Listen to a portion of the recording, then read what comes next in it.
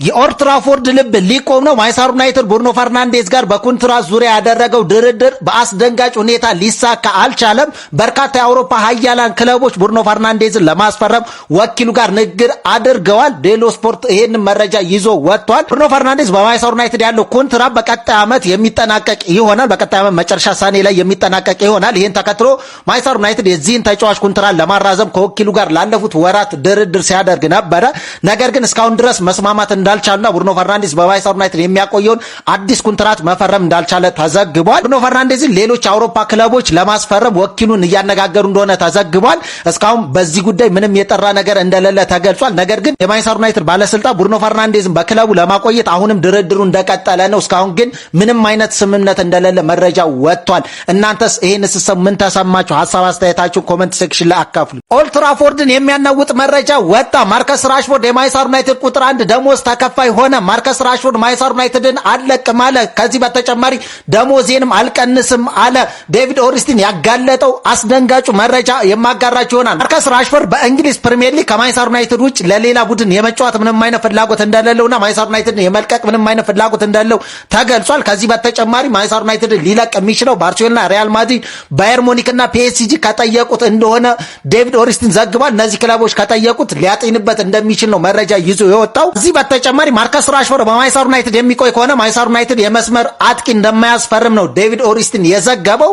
ሜን ደግሞ ምንድነው ያለው? ማርከስ ራሽፎርድ በማንቸስተር ዩናይትድ የሚከፈለውን 325,000 ፓውንድ ሳምንታዊ ደሞዝ የመቀነስ ምንም አይነት ፍላጎት እንደሌለው ተገልጿል። ይሄ የማንቸስተር ዩናይትድ ቁጥር 1 ተከፋይ ያደርጓል። ይሄ ደሞዝ ከብሩኖ ፈርናንዴዝ ነው ሁለተኛ ላይ የሚቀመጠው። ስለዚህ ይሄን ደሞዙ ምንም አይነት የመቀነስ ፍላጎት የለውም። ኒውሶች ማርከስ ራሽፎርድ ደሞዙን እንዲቀንስ ፍላጎት እንደነበራቸው መረጃዎች ሲወጡ ነበረ። ነገር ግን ማርከስ ራሽፎርድ ምንም አይነት ደሞዝን የመቀነስ ፍላጎት እንደሌለው ተገልጿል። እናንተስ ምን ትላላችሁ? ይሄን ከሰማችሁ በኋላ ሀሳብ አስተያየታችሁን ኮሜንት ሴክሽን ላይ። በክሬሴንሲዮ ሰመርቪል ጉዳይ አዲስ ሰበር መረጃ እያዳመጥን ነው። ከዚህ በፊት ሮማ ነበረ ኢን አድቫንስ ቶክ ዊዝ ዌስትሃም ሲያደርግ የነበረው በተጫዋቹ ዙሪያ። ዩናይትድ ነገሮችን እየተከታተለ እንዳለ ሰምተን ነበር። ነገር ግን ሮማ 50 ሚሊዮን ዩሮ በማቅረብ ከዌስትሃም ጋር ኦልሞስት የስምምነት ደረጃ ላይ ደርሰው ነበር። ምን ያደርጋል ገንዘብ ክፋቱ፣ ገንዘብ ያለው ደግሞ መጣ። ከሳውዲ ፕሮ ሊግ አልሂላል መጥቶ 80 ሚሊዮን ዩሮ ሰጥቶ ኦልሞስት ያሉት ነገሮችን ሁሉ የማጠናቀቅ ሂደት ላይ ናቸው። ሰመርቪል ወደ ሳውዲ ፕሮ ሊግ የሚሄዱ ነገር እውን የሆነ ይመስላል። በጥቂት ጊዜ ውስጥም ተጫዋቹ ከዌስትሃም የሚለቅ ይሆናል። አንዳንዴ ገንዘብ በእግር ኳስ ውስጥ እንደዚህ ቀጥታ መጥቶ አክት ሲያደርግ ደስ አይልም። የእግር ኳሱንም ጣዕም ያበላሸዋል። በእርግጥ አዎ በእንግሊዝ ፕሪሚየር ሊግ እንዲህ ያደረጉ ክለቦችን እያየን ነው። በዚህ ረገድ አርሰናልና ማን ዩናይትድ እየሄዱ ያሉበት ወጪ ማኔጅ አደራረጋቸው፣ የትራንስፈሩን አያያዛቸው እጅግ የሚደነቅ ነው። በሌላው መንገድ ግን ለምሳሌ ቼልሲና ማንቸስተር ሲቲ ለአንድ ተጫዋች ከ100 ሚሊዮን በላይ በማውጣት ምናልባትም እነዛ ተጫዋቾች ያን ያህል አገልግሎት ይሰጣሉ የሚለውን ነገር ጥያቄ ምልክት ውስጥ የሚከት የትራንስፈር ማርኬቱ ላይ በጣም የተጫዋቾችን ዋጋ ሃይሊ ኢንፍሌት የሚያደርግ ስራ ሲሰሩ ተመልክተናል። ይሄ እንግዲህ ብር ያለው ያወጣል፣ በሱ መንገድ ግን አይሰራም። ምክንያቱም የፋይናንሻል ፌር ፕሌይ ደግሞ የራሱ የሆነ ሩልስ ኤንድ ሬጉሌሽንስ አሉ። ስኳድ ኮስት ሬሽዮ ይባላል። ከዚህ በፊት የፕሮፊታቢሊቲ ኤንድ ሰስቴናቢሊቲ ሩል እንዳለ እናውቃለን። ያ እንዴት ነው የሚሆነው የሚለውን አብረን ነው የምናየው። ግን ቡድኖች ኤክስፔንዲቸራቸው ወጪ ገቢያቸው ምን ይመስላል የሚለው እንደሚጠናና ነገ ተጠያቂነት ላይ እንደሚንጠል ግን ሳንዘነጋ ማለት ነው። ብሩኖ ፈርናንዴዝ ማንቸስተር ዩናይትድ ሊለቅ ይችላል። ቹዋሚኒ እስቲል ለማንቸስተር ዩናይትድ ሊፈርም ይችላል። እንዲሁም ደግሞ ማንቸስተር ዩናይትድ ዛሬ 2 ወጣቶችን ከሲቲ አካዳሚ ማስፈረም ችሏል። እነዛ ተጫዋቾች እነማን ናቸው የሚለውን ከነ ኮሎማኔ እንዲሁም ደግሞ ከአሌክስ ስኮት እና ከዛይምሬ ጋር የተገናኙ አዳዲስ መረጃዎችን በዚህ ቪዲዮ አደርሳችኋለሁ። እናንተ ግን ከዛ በፊት ቪዲዮ ላይክ፣ አካውንቱ ፎሎ ማድረግ እንዳትረሱ። በመጀመሪያ ዛሬ ማንቸስተር ዩናይትድ ሁለት የማንቸስተር ሲቲ አካዳሚ ተጫዋቾችን ማስፈረም ችሏል። አንደኛው ዴቪድ ኤዜ ሲባል የ16 ዓመት ወጣት ሲሆን ሌላኛው ካሪም ካሲም ይባላል። በተመሳሳይ ኤጅ ላይ ያለ የ16 ዓመት ተጫዋች ነው። ሌላው ትላንትና የማንቸስተር ዩናይትድ ኢቭኒንግ ኒውስ ይህንን ዜና አውጥቶ ነበረ። የፒኤስጂውን ዛይምሬ በፒኤስጂ መሰለፍ እድሎችን እያገኘ ስላልሆነ ማንቸስተር ዩናይትድ ይህንን ተጫዋች ሊያስፈርመው ይችላል። እስከ 51 ሚሊዮን ፓውንድም ኮስት ሊያደርግ ይችላል ተብሏል። ማንቸስተር ዩናይትድ ይህንን ተጫዋች ከ2023 ጀምሮ ነበረ ለማስፈረም ሲፈልግም የነበረው ተብሏል። አሌክስ ስኮት ጋር በተገናኘ ትናንትና እነ ፋብሪዚዮ ሮማኖ ቦርንማውዝ ያቀረበለትን አዲስ ኮንትራት መፈረም እንደማይፈልግ ዘግቦ ነበረ። ከደቂቃዎች በኋላም እነ ቤን ጄኮብ ቼልሲ የ69 ሚሊዮን ፓውንድ ቢድ አድርጎ ሪጀክት አድርጎበታል ብለው ነበረ እና አትሌቲኮችም ሪፖርት አድርገውት ነበረ።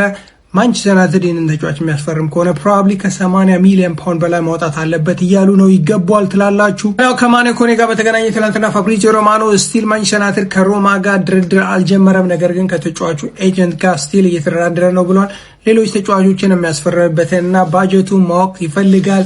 ስለዚህ ተጫዋች ሮማን ከማውራታቸው በፊትም ብሏል። ብሩኖ ፈርናንዴዝን በተመለከተ ትላንትና የማንቸስተር ዩናይትድ ኢቭኒንግ ኒውስ እንዲሁም ደግሞ የቱርክ ጋዜጦች እንደሚሉት ከሆነ ጋላታሳራዮች ይህንን ተጫዋች ለማስፈረም ባንካቸውን ብሮክ እንደሚያደርጉት ተዘግቧል። እንደምናውቀው ብሩኖ ፈርናንዴዝ በእንግሊዝ ለሚገኙ ክለቦች የ56 እንዲሁም ደግሞ ከእንግሊዝ ውጭ ለሚገኙ ክለቦች ደግሞ የ64 ሚሊዮን ፓውንድ ሪሊዝ ክሎዝ አለው። አይ ቲንክ ጋላታሳራይም ይህንን የሪሊዝ ክሎዝ ማች ለማድረግ ፍላጎት እንዳለው አሳውቀዋል። ነገር ግን ብሩኖ ፈርናንዴዝ ይለቃል ብዬ አላስብም። በተለይም ደግሞ ከትልልቅ ክለቦች ከነ ፒኤስጂ ከማድሪድ እንዲሁም ደግሞ ከሙኒክ ጋር ካስክሙ ካልተገናኘ ላስት ሲዝን ክሬዚ በሆነ መኒ ሳውዲዎች ሲጠይቁትም እምቢ ብሎ ነበረ። ስለዚህ ብሩኖ ውል ስቴይ። ቹዋሚኒ ስቲል ለማንቸስተር ዩናይትድ የሚፈርምበት እድል አለ ያልኩትኝ ሮድሪን በተመለከተ ከማድሪዶች ጋር አዳዲስ ዘገቦች እየወጣ ነው። በተለይም ደግሞ በዓለም ዋንጫ ላይ ያሳየውን ፐርፎርማንስ ተከትሎ ፍሎሬንቲኖ ፔሬዝ ሀሳባቸውን ቀይረው ይህንን ተጫዋች ለማስፈረም በተለይም ደግሞ በፐርሰናል ተርም ድርድር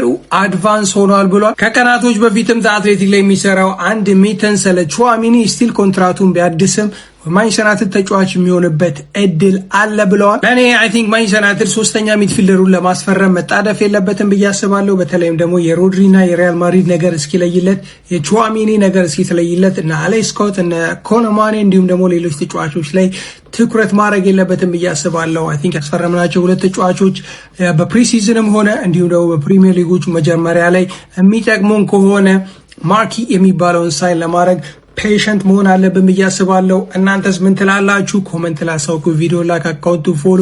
ከሞን ዩናይትድ ሰበር ዜና በርንማውስ ቸልሲ መና አስቀረው። በድጋሚ ድርሽ እንዳትል አለ። የምዕራብ ለንደኑ ክለብ ቸልሲ በዩናይትድ በጥብቅ የሚፈለገውን አሌክስ ስኮትን ለማስፈረም 64 ሚሊዮን ፓውንድ በትናንትናው ዕለት ምሽት ማቅረብ ቢችልም በርንማውስ ውድቅ አድርጎበታል። ይህንን መረጃ ዘ አትሌቲክ አጋርቶናል። በርንማውስ ይህንን ተጫዋች የመሸጥ ምንም አይነት ፍላጎት እንደሌለው ተገልጿል። ነገር ግን ተጫዋቹ ምናልባት እንኳን መሸጥ ከቻለ 80 ሚሊዮን ፓውንድ እንደሚፈልግ ነው የተገለጸው።